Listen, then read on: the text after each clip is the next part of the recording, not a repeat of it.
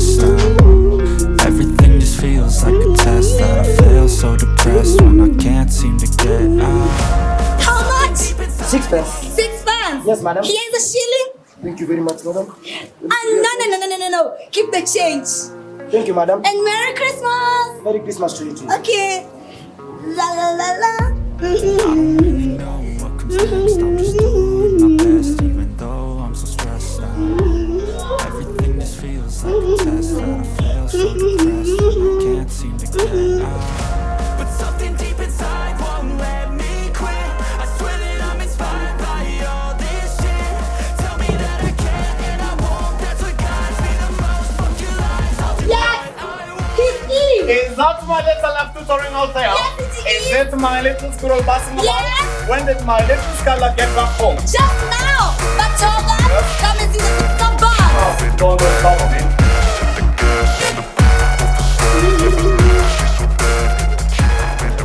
What did you say? All these things, has my little spender been with me again? Yes, Toba, but we still can't let ourselves go little. It is the Christmas of learning to But you economize. can't be spending money recklessly. But you can go just a tiny way more reckless. Just a tiny way. You're going to get a bigger salary and a lots of money. Nora, the same little feather. Now suppose I put 50 pounds on Christmas Eve, right? And then in New Year's Eve, I slip in my head and kill me. Hush! Don't say such a thing, But still, Toba. suppose that happens one Yeah, time. I should not care with our Nora, money. what about the people who lent it? Who are they? Who care who they are? That is like a woman. But seriously, Nora, you know what I think about that, right? No debt, no borrowing. I mean, notice the freedom or beauty of a home that the person isn't borrowing. We'll be living on a straight line. It remain like that for the short term longer. Then you need to be any struggle. As you please.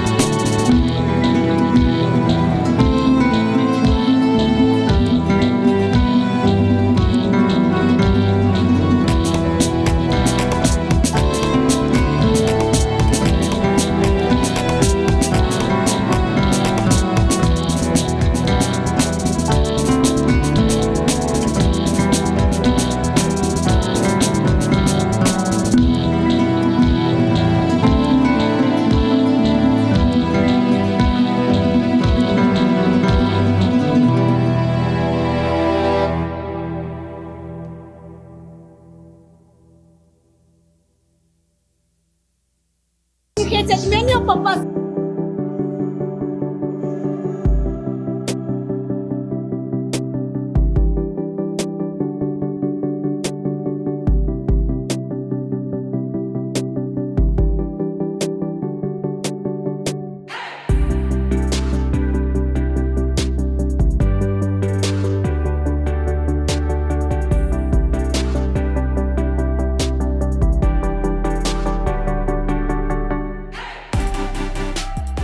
We can think of going against yourself. Oh, I know you can't. Besides, I know you always have the best intentions in heart. Now do this. Keep your little Christmas secret to yourself. They'll be revealed on the Christmas Eve late. Hey, that is no doubt. do you remember to invite Dr. Rank for dinner? Darling, there is no need for that. We will be coming to dinner today as always. And I've already bought some champagne. You have no idea how happy I am and how the children are going to enjoy themselves. You know, it's plenty to think of how one has a safe appointment and a big enough income. It's so delightful to think of it. Yes, Father, it is wonderful.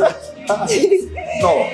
Do you remember during the last Christmas tree, we spent a whole 3 weeks making ornaments for the Christmas tree? Actually, it was one of the gallon fruits I ever seen. Come on, Toba, I define that. It was a precious little result, right? You can't teach me about that. I mean, Toba, how could they get the cat not to go in and tell you everything.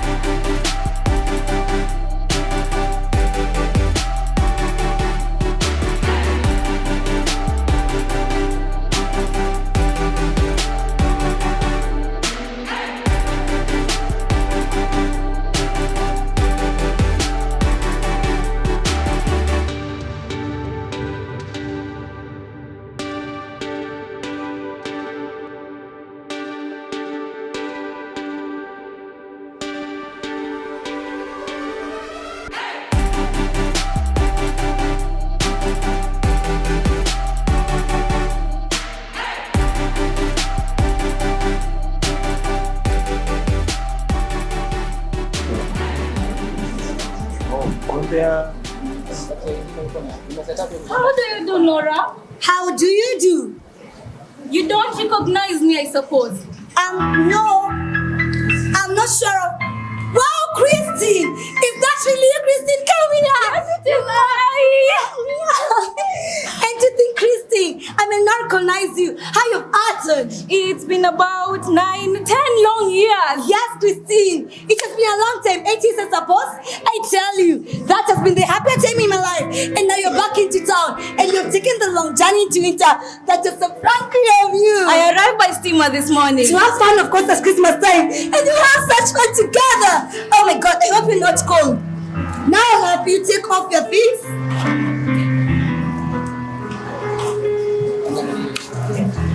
And you'll sit here by the stove car. Even children. Not even any sorrow or grief to live upon. But how is that possible, Christine? It sometimes happens, Nora. And now you're quite alone. That is dreadful, sad. Because I have 2 little children, but I cannot see them just now because they're out with the maid. But today, you must tell me all about it. No, I want to hear about you. No, it mustn't be selfish. I must listen to your own affairs. But Christine, there's one thing I have to tell you. Do you know what? You have got just a great piece of good luck. What is it?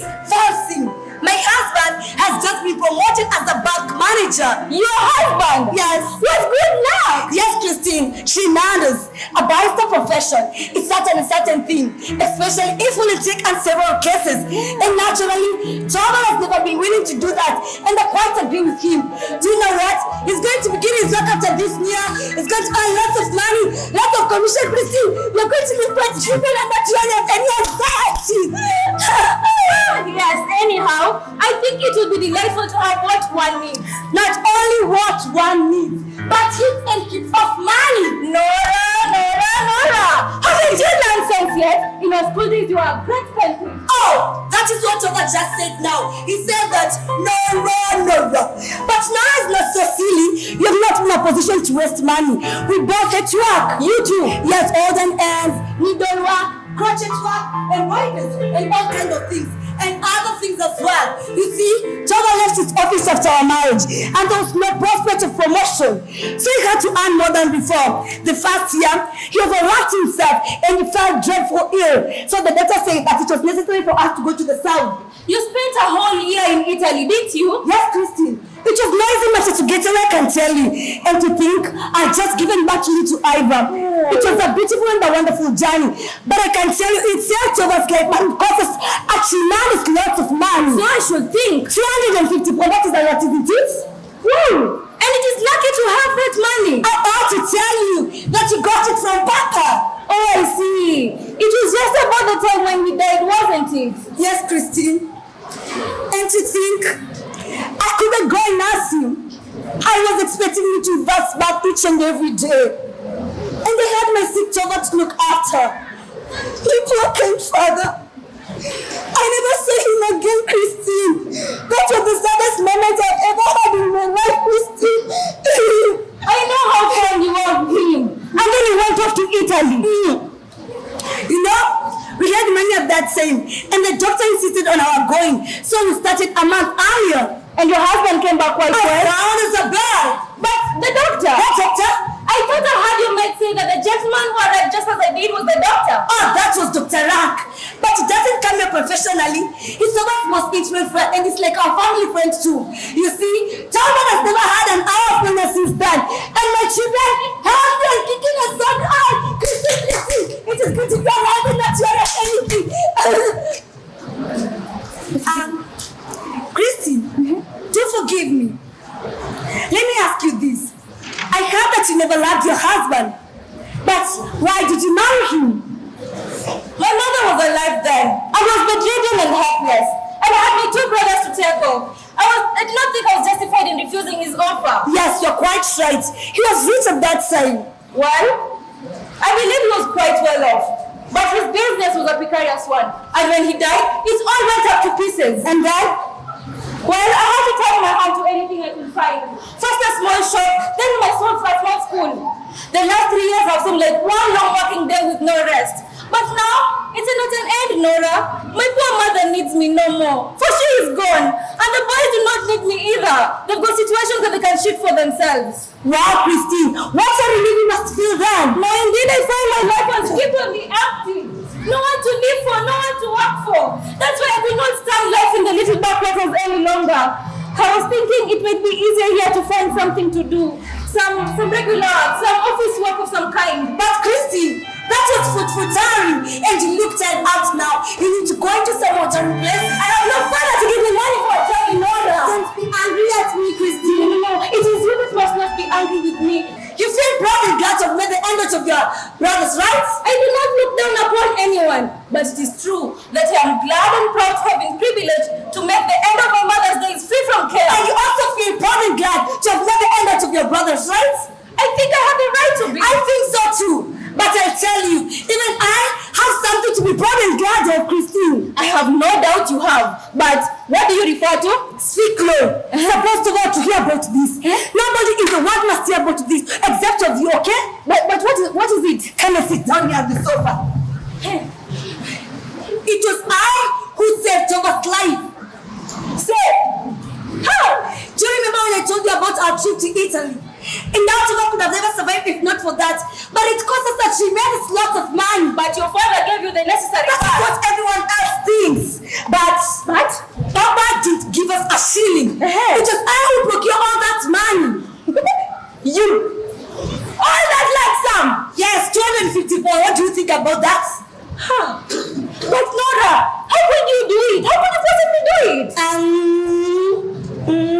Did you win a prize in the lottery? Actually, Christine, that could not be something to be proud and glad of, Christine. Then how could you do it?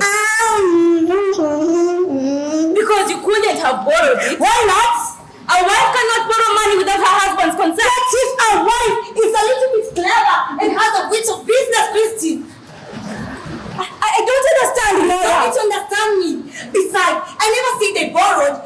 Maybe I could have got it from some other secret admirers. Well, anyone who is as nice looking as I am, Christine, you know. Nora, haven't you been a little imprudent? Imprudent? Is it imprudent to save your husband's life? I think it is imprudent without his knowing. But can't you understand, Christine? It was very necessary for him not to come to know of how sick he was. It was to I that the doctor came and told me how dangerous his condition was. I tried everything, as if I was fighting for my own life. I even told Charlotte that I wanted to go abroad, just as other young wives do. I reminded him of my condition that time, and he wanted to say that it was his position to take care of me as my husband. But I said to myself, Charlotte, Emma, you must be saved, and that is how I devised a way out of this difficulty. And your husband never got to know from your father the money did not come from him? No. Actually, Papa died just at the time that I was about to let him into the secret. He was very ill, and I never saw the need of telling him anything. And since then, you've never told your husband? Goodness gracious, Christine! A man with such great opinion, it will be very painful and humiliating for someone to ever come to know that he owes me anything, and my happy home could not be as it is now. So do you mean never to tell him about it? I will tell him. Perhaps not today. Someday, Christine. When I'm not as nice looking as I am. Don't laugh at me. When my dancing up and my reciting a spell on him, you see, when Todd God is not as devoted as he is to me. Maybe someday we'll have a story to talk about. But you see, Christine, there are two things that is hard to bring together. Something that is called business installment and other that is called business quarterly interest. And the two, very hard to bring together. And you see, Christine, lately I've been doing a little bit of bookkeeping. I used to lock myself in and write a lot. It was very tiresome, but it was nice feeling like I'm anyway. And I cannot tell you how much I've paid. All I know is that I've paid each and every penny that I've earned, Christine. And you know, so that must have a good table, and I cannot let my children be shabbily dressed, Christine. So it has all had to come out of your own necessities of life. Yes, Christine. You see, I've never spent more than a half of what God has given me. Thank God. Each and every dress I buy looks so nice on me, so God has never noticed. But Christine, you see, it is delightful to be nicely dressed, isn't it? Quite so. Christine, you know, at times, I used to sit down here and imagine that an old rich gentleman has just fallen in love with me. What? Who is it? Stop it. And then, on the day of reading his will, it is written in big capital letter that all I possess must be given out to Nora Helma in cash. But Nora, who is the man? Christine. Then to get it, it was only what I used to imagine. When I didn't get any means of getting money. But right now, the old man can stay wherever he is. Because I'm free from cares, free from everything, and to do everything just as Papa plans it. Oh, there goes the bed. Perhaps I should go. No, don't go. That should be for turbans.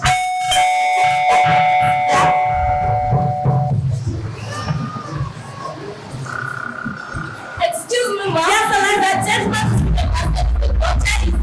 Who is he? Sorry, Mrs. Salma.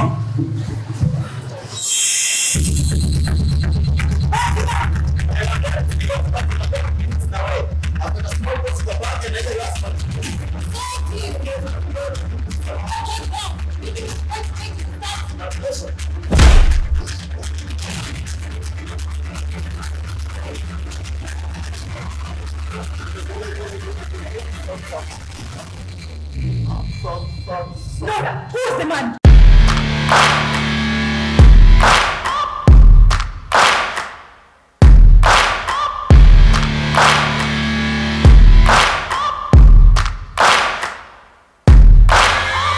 Searching for greatness in a sea of the dying and shameless, a sea of the aimless. I don't wanna be one of the nameless. I'ma wake up with the mindset that one day I'm gonna make it. And I don't think I'll be fine if I don't break my limitations. Don't try to stop me, I exist to write my own story. I'll make a decision if I want some peace or if I want the glory. Yeah, don't want a life that is complacent or possibly boring. I just want a life that is worth every day exploring. My whole life I just wanted someone who would notice me.